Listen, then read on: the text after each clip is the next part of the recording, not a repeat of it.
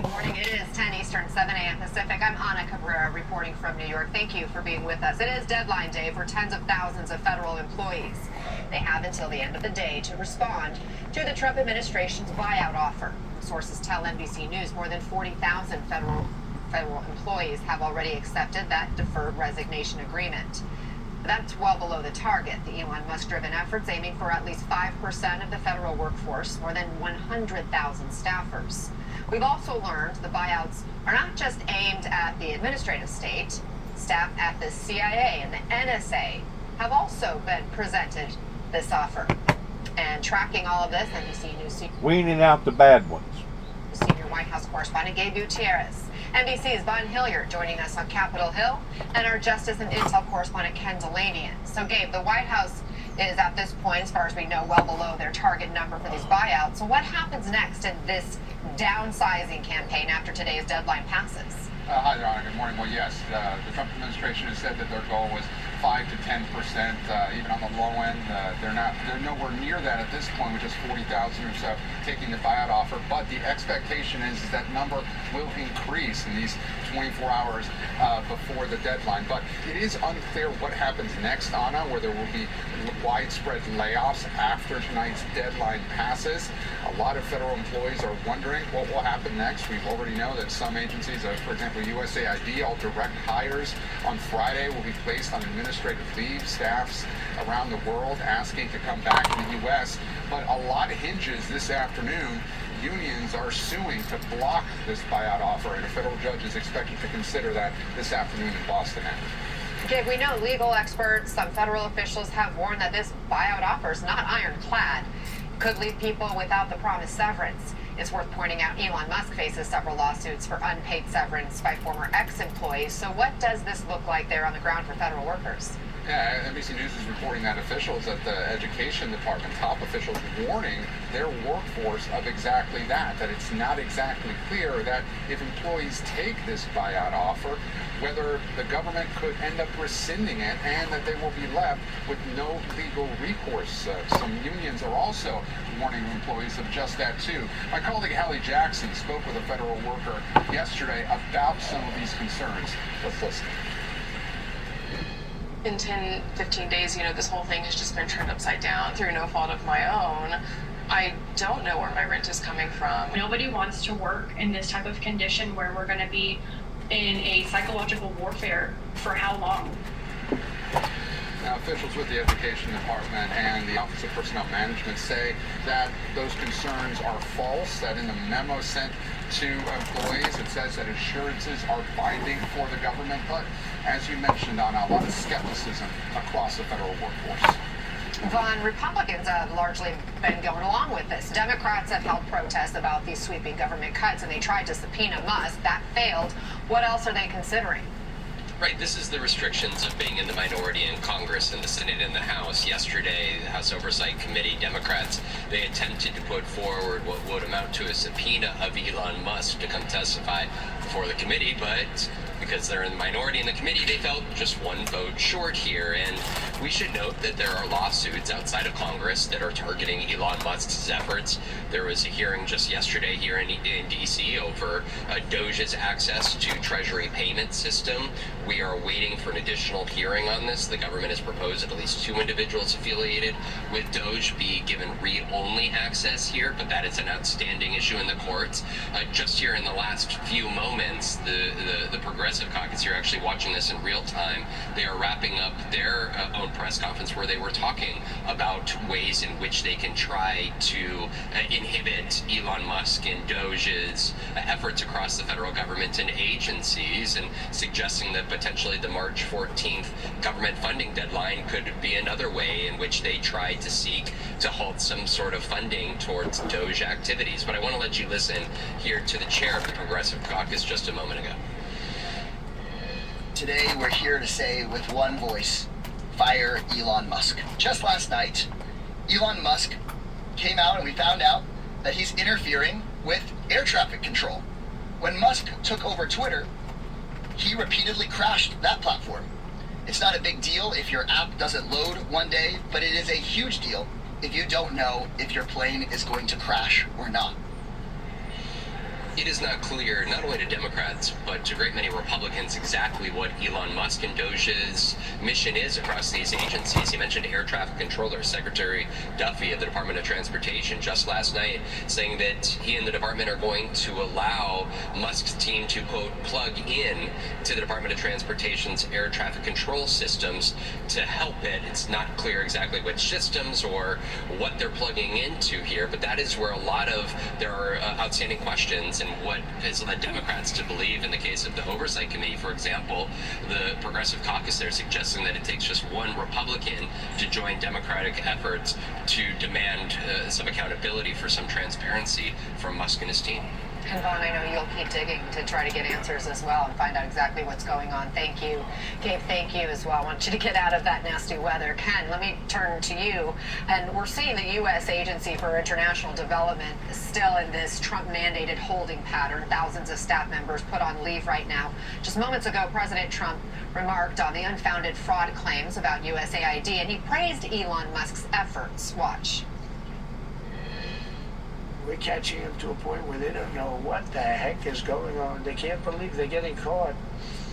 And I have great respect for the people that are doing it. Elon Musk is helping us on it. And he's pretty good. He's pretty good. He's pretty good at it.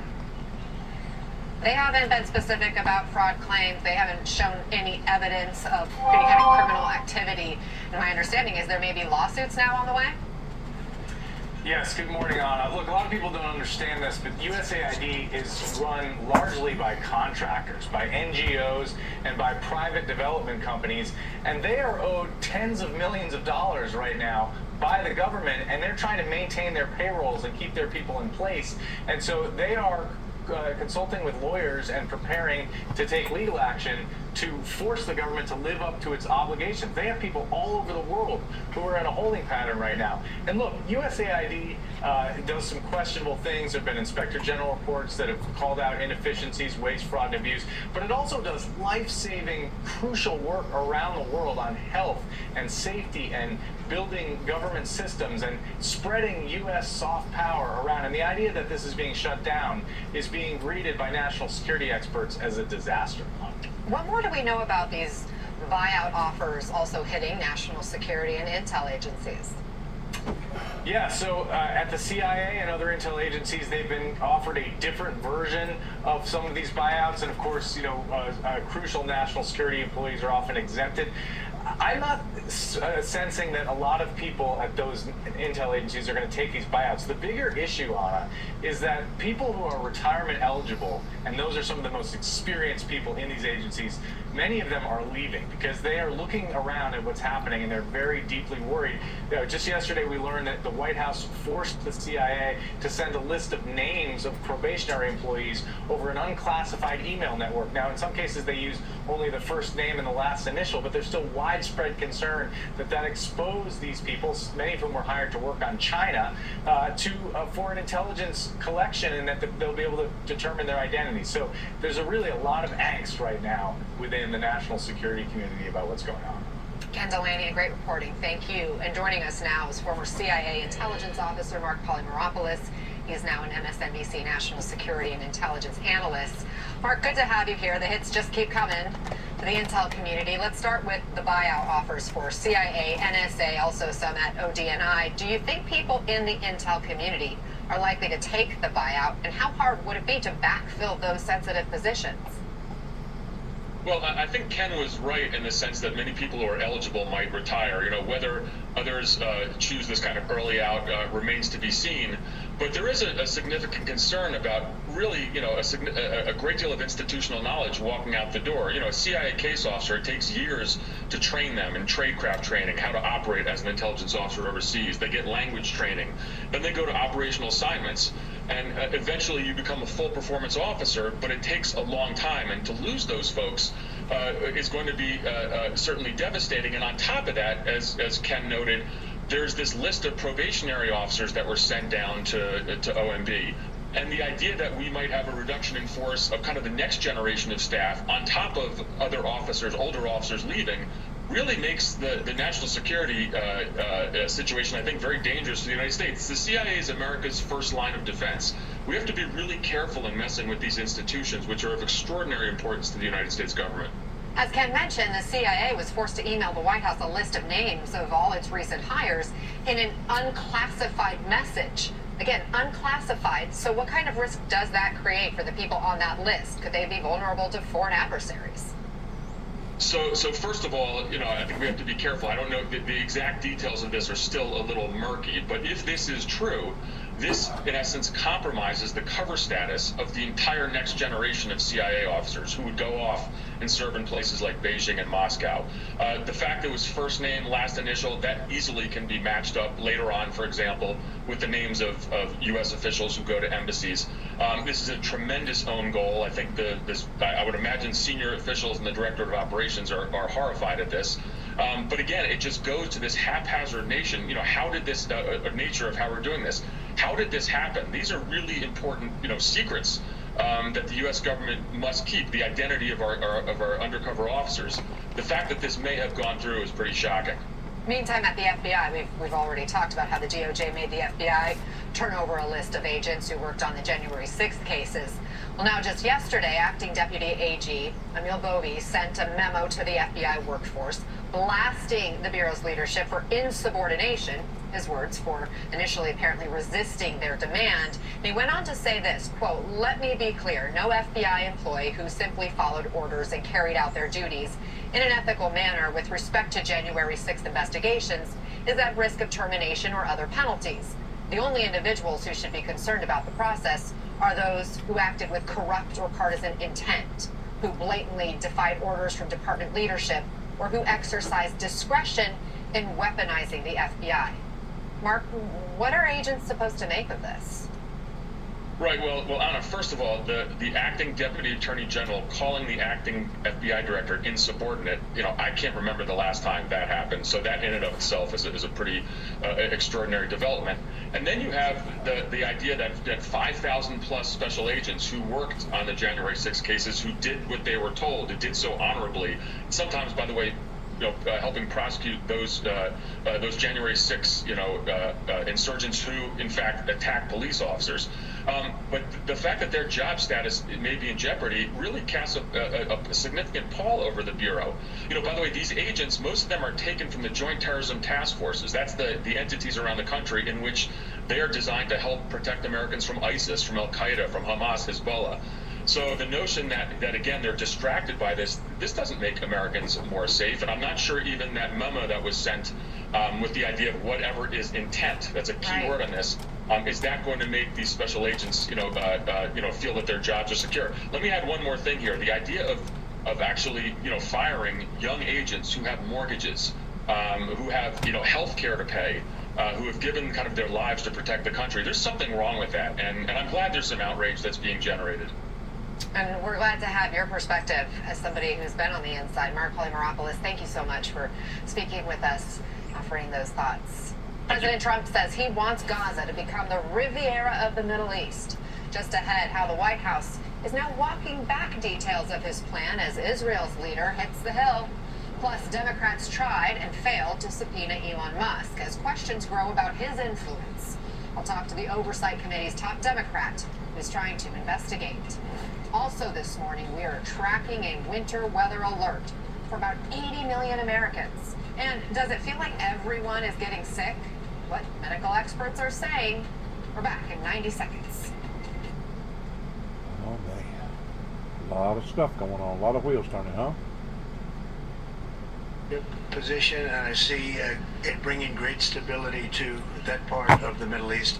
Mr. Trump also did not rule out sending U.S. troops. If it's necessary, we'll do that. The White House tried to change course when we asked how that fits with his often stated opposition to U.S. involvement in the Middle East. Can you explain this reversal and how building and owning Gaza squares with America First foreign policy? I would reject the premise of your question that this forces the United States to be entangled in conflicts abroad. The president has not committed to putting boots on the ground in Gaza. He has also said that the United States is not going to pay for the rebuilding of Gaza. This morning, the president himself clarifying, saying Gaza would be turned over to the United States by Israel at the conclusion of fighting, and that no U.S. troops would be needed. Some allies calling it an opportunity to remake the Middle East. This is a bold, a decisive move. But many Senate Republicans aren't buying it. I'm not supportive of having the American people pay to rebuild Gaza. I don't think that's our responsibility. Democrats using even stronger language. Absolutely dumb, stupid, and illegal. Anna, the challenges go well beyond congressional criticism here. The president says the 2 million or so Palestinians who live in Gaza will be resettled elsewhere in the region. But in the region, key allies like Jordan and Egypt, along with Saudi Arabia, have all rejected that plan. They say they still support the creation of a Palestinian state that includes Gaza. No word from the White House on how they will square that circle, Anna. Okay, Garrett, and as you were reporting out, we saw Prime Minister arrive there on Capitol Hill right now as he gets ready to meet with lawmakers. We'll keep an update and update everybody as we keep an eye on what those meetings look like and any remarks that might be made around them. Thank you, Garrett. And joining us now is Gershon Baskin. He's a hostage negotiator and Middle East director for the International Communities Organization. Gershon, I want to revisit President Trump's social media post just this morning where he says this: the Gaza Strip would be turned over to the United States by Israel at the conclusion of fighting, and the U.S., working with great development teams from all over the world, would slowly and carefully begin the construction of what would become one of the greatest and most spectacular developments of its kind on Earth. No soldiers by the U.S. would be needed. Stability for the region would reign. Lots of exclamation points. Gershon, something tells me it's just not that simple. Right. I really wish it was that simple. It would be wonderful if the United States came in with all of its power and abilities to clean up Gaza and rebuild it, make a new Dubai in Gaza. But the reality is a little bit different. President Trump's remarks have created havoc in the region, have created a great deal of instability around the different countries concerned, panic amongst the Palestinians. Israel does not own Gaza, that Israel can give Gaza to the United States, nor are 2.2 million Palestinians going to pick up and leave Gaza. Even if a majority of them would like to leave the hell that they're living in, there is no place that is accepting them. No doors are open. If President Trump wants to be so magnanimous to open the doors of Egypt and Jordan, which he has suggested that they will do, I would suggest to President Trump to open up the doors of Florida in the Gulf of America with those wonderful beaches that the Gazans are used to living on. President Trump did take other controversial stances, cheered by Israelis in his first term. He moved the embassy to Jerusalem, recognized Golan Heights as part of Israel, got out of the Iran nuclear deal. But still, this Gaza proposal seemed to be a shock to just about everybody, especially given what Trump had said on the campaign trail. If this is some kind of negotiating tactic, what kind of compromise could be had here? Well, I think what the United States wants to do, what Israel wants to do, what many Palestinians would like to do, certainly the Arab neighbors, is to see that Hamas doesn't control Gaza anymore. If this is the negotiating tactic to get Hamas out of Gaza, it's a very faulty move and a very dangerous one. There is a great deal of uncertainty around these remarks and everything that's included in what it means for the region. But the one thing is completely certain is that 2.2 million Palestinians are not going to leave Gaza, because no one's willing to take them, and this is what we need to deal with. The war in Gaza needs to end. The hostages, the Israeli hostages, have to come home. The Palestinians need to establish a responsible civilian technocratic government to govern Gaza, and that needs to be supported by the United States with the other regional partners. And all of this needs to be packaged in the advancement of the two-state solution, which is what's riding on whether or not Saudi Arabia and Israel will be able to normalize relations in the future. There's this new reporting from the New York Times about how this proposal even came about.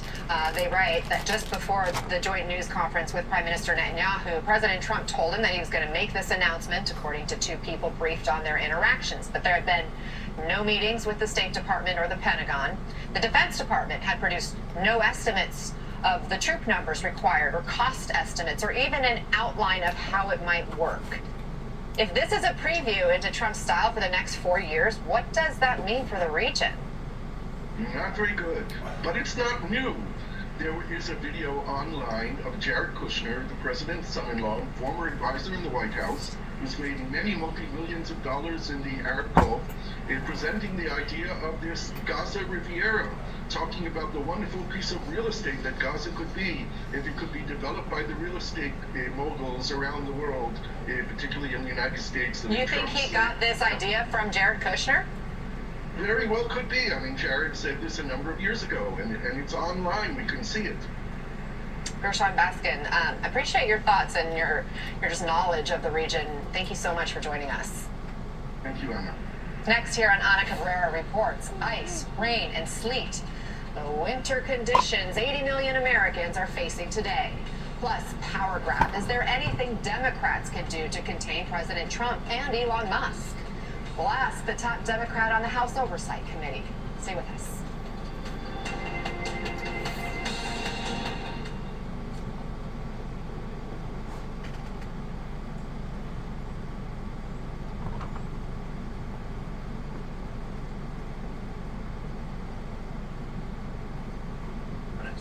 And his importance. I move that the committee subpoena Elon Musk to come before it. Somebody breaking the law and dismantling our federal agents that hold violating data, and he will not even entertain a motion to bring him to the president oversight committee. Yes, let's have order in this country. So you saw that they tabled it. Well, Virginia Democratic Congressman Jerry Connolly, the ranking member of the House Oversight Committee, is with us now. So that sounded like a bit of a mess for all involved in that conversation. If you were able to subpoena Musk today, what questions would you have for him? I guess I'd start with, tell us all about the authority you claim to have to be rummaging around in federal agencies, rummaging around in private databases of American citizens, interrupting with payment schemes and terminating employees, transferring employees, shutting down operations. That is sweeping power no American has ever had, not even a president. So who are you and where do you get this authority? And prove it. I mean, you know, show us. And what are the boundaries of accountability for you? In your new op-ed that was published by MSNBC just this morning, you vowed to, quote, pressure Republican majorities in both chambers to muster what little courage they have left to stand up to this would-be dictator in the White House. And you add the Democrats must not be afraid to use every tool at our disposal to delay and obstruct the passage and implementation of any legislation that circumvents our laws, harms our constituents, and drags us further down the path toward authoritarianism. Congressman, is there a way to hold Musk accountable without Republican support? What are those tools?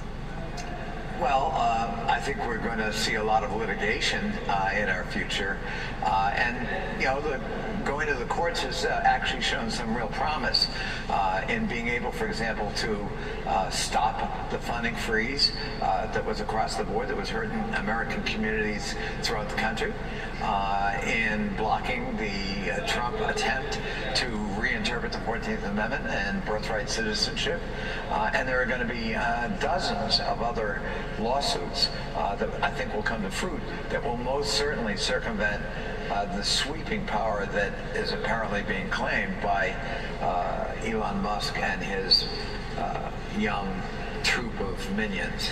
So the court's one way to hold this administration accountable. You're also encouraging civil servants to not take the buyouts and not be afraid to reach out anonymously to Democrats as whistleblowers. I know your district there in Northern Virginia is home to many federal employees. What kind of stories are you hearing? Well, the stories are myriad. I mean, really in the scores now. And federal employees, I think, have gone from shock and dismay to now anger and determination. Hey, we're citizens too. We're doing a job, and we're not going to be punished for doing our jobs.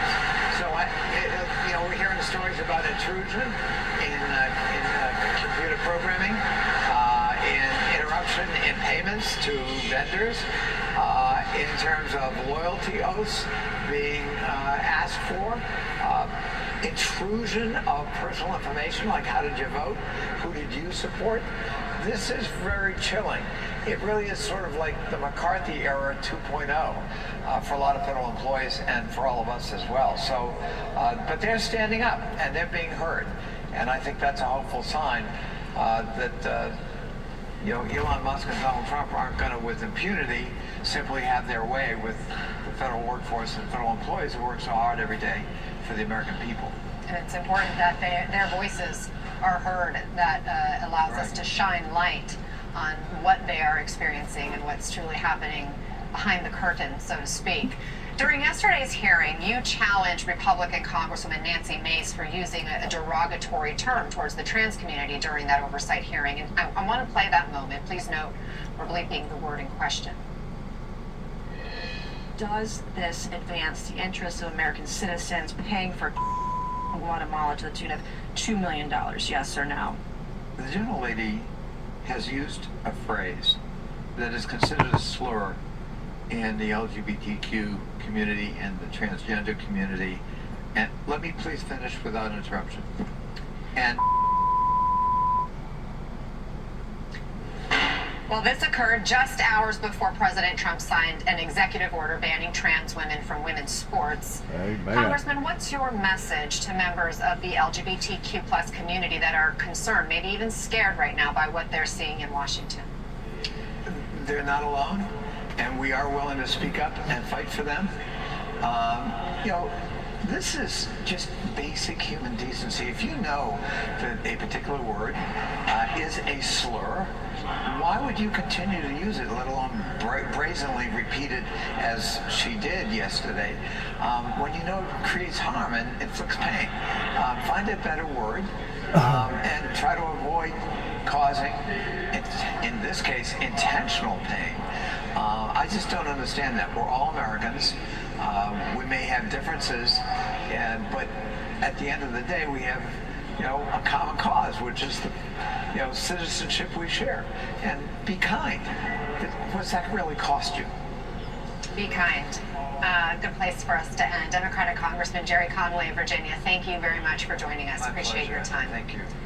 More now on that executive order President Trump signed banning transgender women and girls from competing in female sports. It is the fourth executive order he has signed targeting transgender people since he took office 2.5 weeks ago. The order will be implemented in several ways. First, it will change Title IX guidance to bar students assigned male at birth from participating in women and girls sports. The Education Department will investigate potential violations.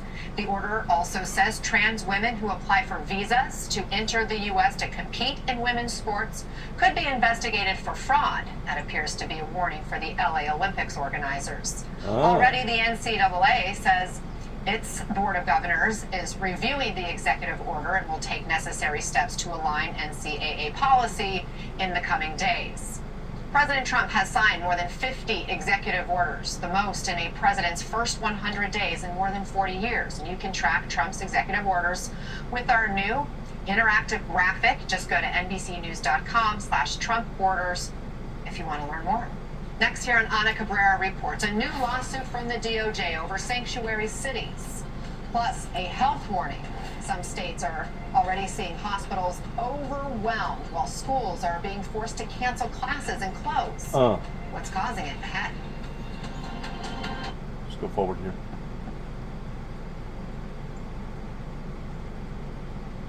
Got this lawsuit. What are we learning?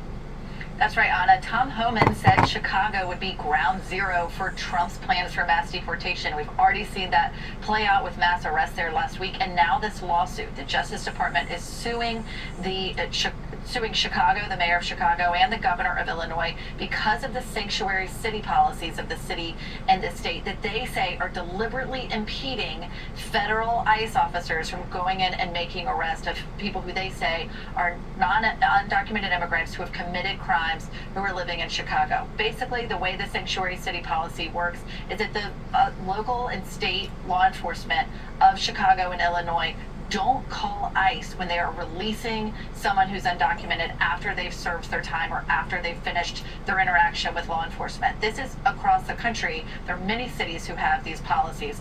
In this case, ICE says that this is violating the federal authority to be able to regulate immigration law. They say it also violates the Lake and Riley Act that President Trump just signed into law that says that ICE has to take into custody any immigrant who's accused of a crime. And they say that it's resulted in countless criminals being released into Chicago. The thing to look for, Anna, is whether or not this lawsuit gets picked up and copied and pasted in sanctuary cities and in federal districts, challenging. Looks to me like the Sanctuary Cities Act, first of all, is an illegal act in and of itself, because under our laws, if you know of somebody that is breaking the law and you don't report that person, then you become an accomplice to the law that they're breaking. So I just don't understand how that even sanctuary cities even exist in America based around our laws. I don't get that. How can you create a sanctuary city knowing that the people that you're protecting are basically people that's already broken the law? Does that not make that city or that group of people just as liable in being a secondary lawbreaker, because they know that the people that was in there was lawbreakers and they still didn't report them? An accessory to the crime. That means you witnessed somebody commit a crime and you acted as if that you didn't see it, or you didn't know nothing about it, and you turned your back on it. That makes you an accessory to the crime that they have committed. So how can there even be legal sanctuary cities in America based around our laws? I don't get it. I really don't. There is so much stuff that needs to be combed through, and I just pray to God that Donald Trump and his administration will be able to do it, because whenever it comes to draining the swamp, a lot of us, including myself, had no idea of the in-depths of how that these government agencies was basically an enemy from within. And that's exactly what Donald J. Trump talked about, was the enemy from within. People, instead of them working for the well-being of the American people, they're actually working in conjunction to that. Policies across the country. I want to go real quick to these outbreak of these sicknesses. I don't know what's happening here. I've got a good friend down in Mississippi that's basically going through the same type of scenario. He's hearing of all kinds of hospitals down in Mississippi being filled full of people that's catching some sort of breathing bronchial disease that's Poor family. That's basically putting people in the hospitals. Bad.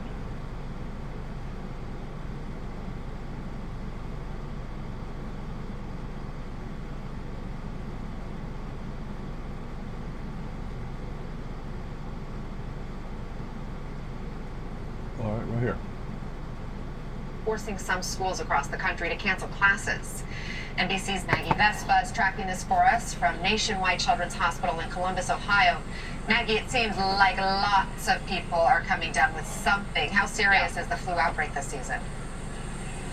A slew of experts on it tell us it's actually really serious, especially for the post-COVID era. We're here, as you said, at Nationwide Children's Hospital in this really sweet waiting area. This hospital alone in Columbus, Ohio, so the staff tell us they saw 1,500 cases of the flu just last week. So the numbers are surging, and you said it's not just the flu, also COVID, norovirus, other respiratory illnesses. So kind of this viral, what they're calling quademic, that, as you said, is forcing schools and districts to close for days on end in several states. Good, great. My son is homesick. He's got fever. This morning, a savage flu season is taking aim at America's kids. At least 41 states and Washington, D.C. are reporting high or very high levels of influenza-like illnesses, with cases soaring among children. Indiana seeing a nearly 32% increase of kids as young as 5 showing up in ERs with flu-like symptoms. Across the country, dozens of districts forced to cancel classes. Flu is the main driver, but we're also seeing COVID virus, RSV, and the norovirus. So all four together overwhelm. Menorah. More than 1,700 students, 200 staff members, even 15 bus drivers were marked absent near Louisville because of widespread illness. In Tennessee, more than 70 schools closed. Wow. Across parts of southwest Ohio and northern Kentucky, at least 16 schools shut down these last few weeks. We had the COVID outbreak and we had to, we shut down for a long time. Flu season typically lasts from October through May, with its peak occurring in January. Some experts say this year's peak is hitting later and harder. Right now, we're seeing pretty much peak activity across the entire country, all at about the same time. The CDC estimates there have been at least 250,000 hospitalizations and 11,000 flu deaths so far this season, including 16 pediatric deaths just this week. The best ways to protect your family? Get the flu shot. Doctors say it's not too late, adding it only takes up to 7 days to kick in. Also, they say wipe down surfaces. Urge your child to wash their hands frequently. And if they're feeling sick, keep them home until they've gone 24 hours fever-free without using medication. Tips to keep kids safe as a wicked flu season gets worse. Oh, man.